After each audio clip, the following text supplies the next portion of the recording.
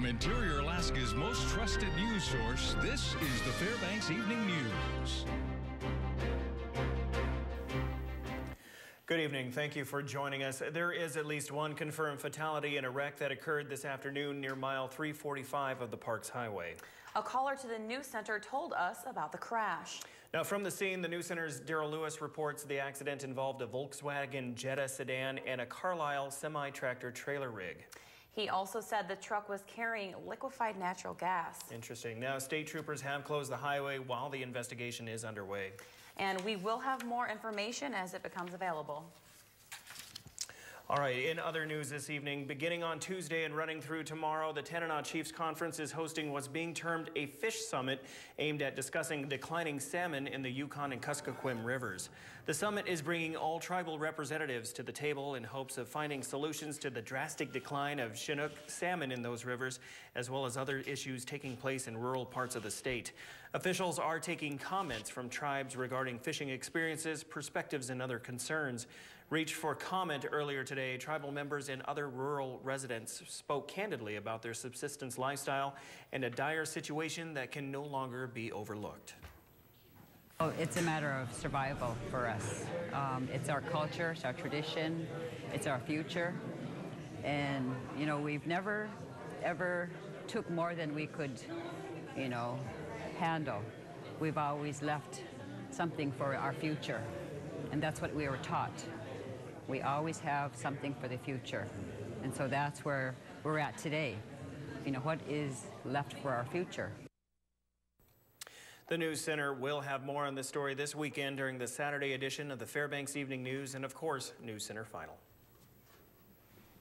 Not guilty pleas for a 22-year-old local man accused of robbing a downtown credit union in full view of the Fairbanks Police Department.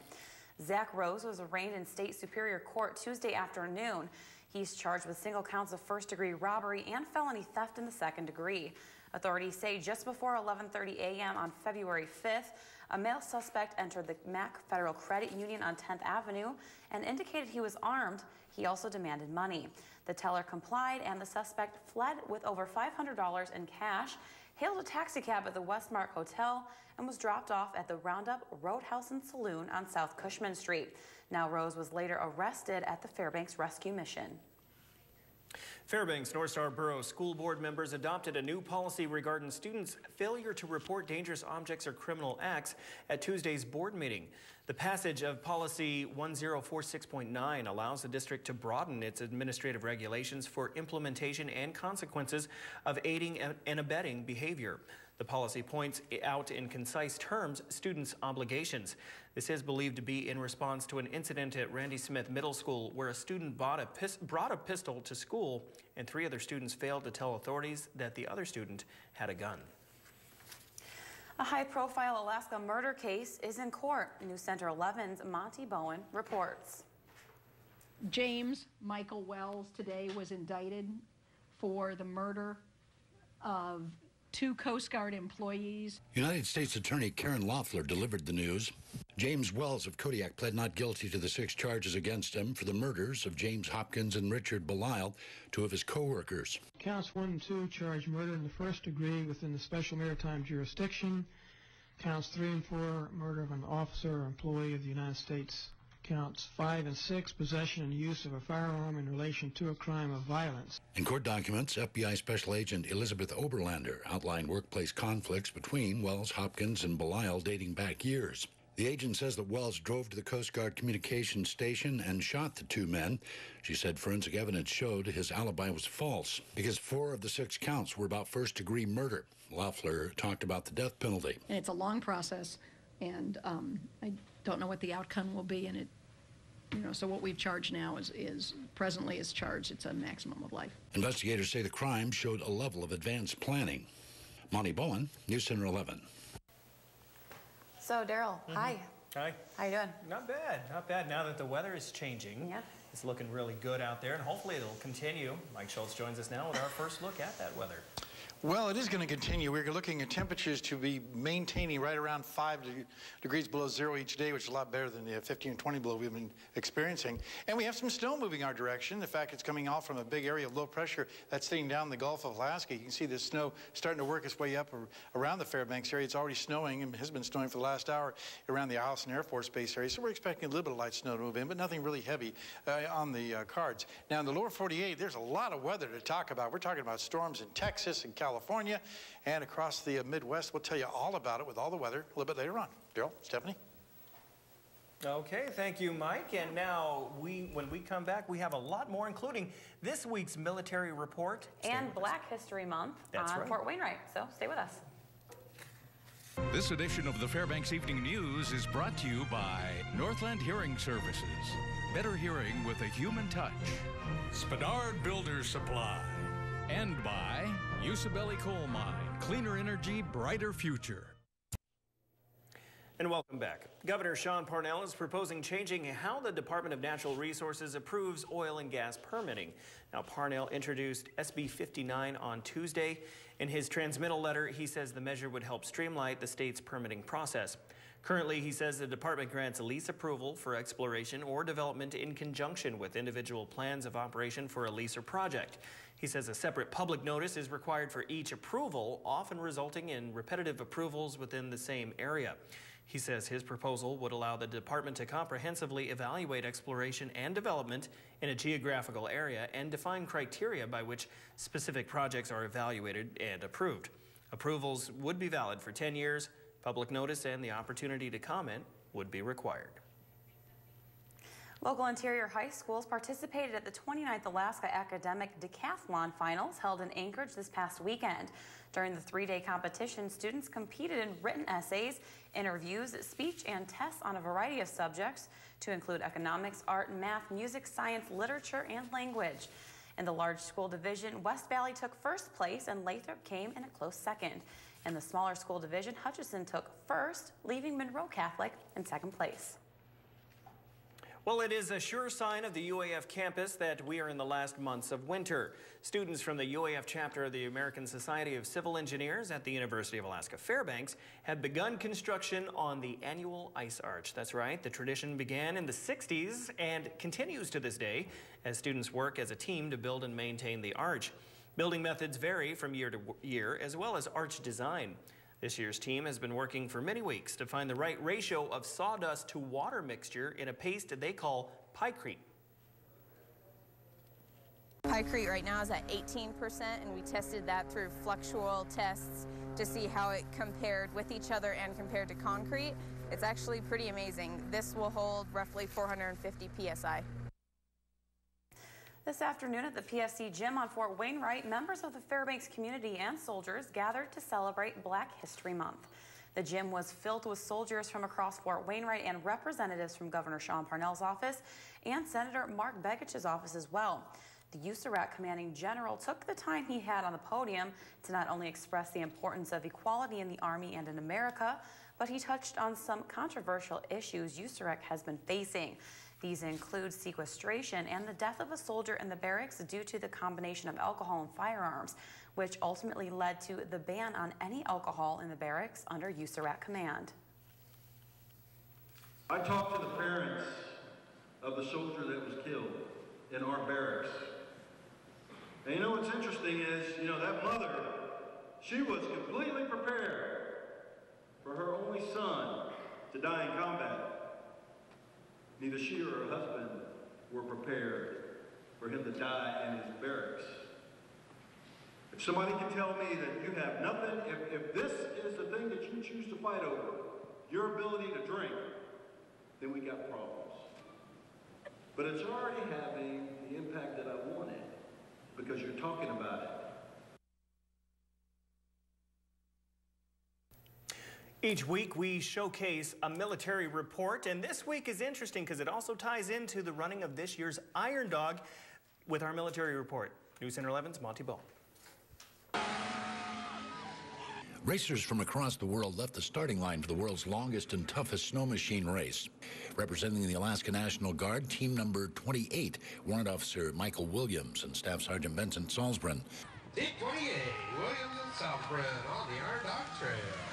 We're pretty excited, Team 28. We're going to do this whole pro class thing and run this team right away into Fairbanks. These are both first-time racers, and they're both excited and anxious about the 2,000-mile trek.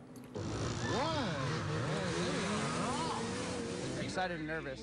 First time racing it, so I'm a little on the nervous side, but I think I'm ready to go. The hours of preparation and sacrifice are to prepare for a race that tests speed on remote trails with extreme weather conditions. Lots of riding, about 1,200 miles. A little bit of working out, trying to get ready to go, specific stuff, but I feel pretty good about it. Serving through multiple deployments and now riding together, these guardsmen have known each other for more than a decade. It's one of the longest, toughest races in the world, and we're doing it. Monty Bowen, News Center 11. The Military Report is brought to you by Stanley Nissan. Innovation for all. So, Joe, what do you think about the Iron Dog? Have you ever seen a sport like snow machining? Actually, no. Not where I'm from. This is definitely new to me, but it's very interesting. I mean, the guys are going extremely fast. I think we should get you on a snow machine. Yep, I'm game. All right. Who do I need to talk to? Email me. I can hook you up. Get him on a snow machine. All right. No problem. But last night, guys, it was probably the top moment in high school basketball so far this year. And you can only see the outcome of last night's Hutchinson and Delta games right here on Channel 11. We have that and much more, including a special hockey story coming up in sports.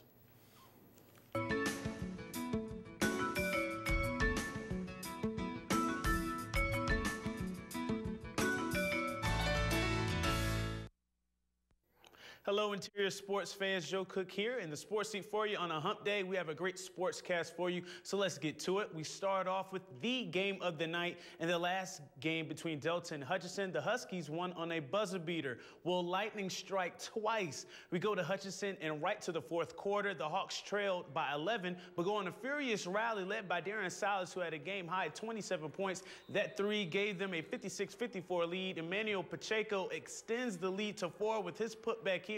But John Crabtree, he ties the game at 60 with 10 seconds to go. He had 25 for Delta. Pacheco split 2 late free throws to set the final play with 2.3 left. Joseph Bynum heaves it down court and finds Vlad Didenko. It's up and it's good. Game over. Ball game. Didenko's 15 points, none bigger than that buzzer beater, and that was the last shot of the game. I saw number 2 open down low. Then I was like 2 seconds left. I gotta shoot. So I just prayed and shot. Yeah, I saw it. When you play close games like this is what makes you win those close games in regionals. Because you don't like this taste in your mouth. But I don't feel like we lost. We just ran out of time.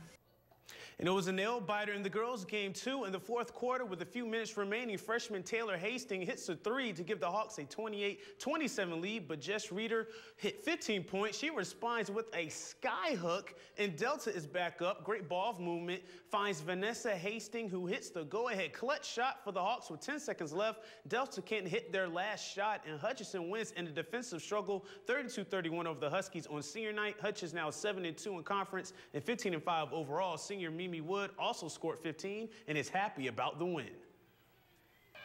I was glad that my girl B was down there to hit the last-minute shot. She did it against them the last game, so I was just proud. I'm really sad that it's my last game. I love Hutch, and they're like a big family for me. And now we have some more high school scores coming up for you. The Monroe Rams swept the Ravens. The girls won 45-28 behind Alexis Gavora's 12 points. The boys cruised to a 70-26 win with Mike Hale scoring 11 points for Monroe. In 2A action, the Effie Cochran Warriors lose to the Nana Lynx again. The girls were down 67-13. The boys fall 63-56. Bryson Levitt scored a game-high 22, and Derek Terry added 21 for the Warriors. And now the 2013 Iron Dog race has those snow machine speed demons reaching the halfway point in Nome. Here's a look at the current leaderboard. The defending champions McKenna and Van Meter have a narrow lead, only 37 seconds over the team of Brian Dick and Eric Quam. The top two are trailed by George Bartell, Davis and Palin, and Alcostad and Johnson in fifth. To get the most up-to-date standings, go to the sports page on webcenter11.com for the Iron Dog standings link. And the Nanook rifle team has been selected to the 2013 NCAA Men's and Women's Rifle Championships for the 26th consecutive year. The Nanooks were picked 4th overall out of the 8-team field today. The top team is West Virginia, then Kentucky, and TCU, the defending champs. Army, Nebraska, and Air Force complete the 8 teams. The Nanooks are aiming to capture their 11th national championship. Last year, UEF finished in 3rd, and the last time they won it all was in 2008. And last night, there was a great event that's a part of Hockey Week in Fairbanks. It embodies everything that I'm learning this community loves about hockey: teamwork, camaraderie, hard work, and above all, love and respect for the game and the competitors from all walks of life. This event is a product of all those mentioned qualities and how we should apply them in our daily lives. Take a look. It's floor hockey at its finest. In its 3rd year as a part of Hockey Week, the Special Olympics, and the University of Alaska Nanooks have a floor hockey exhibition game. It was a special night, star-studded even. Reigning Miss Alaska and Dr. Gary Gray, the athletics director of UAF, was in attendance.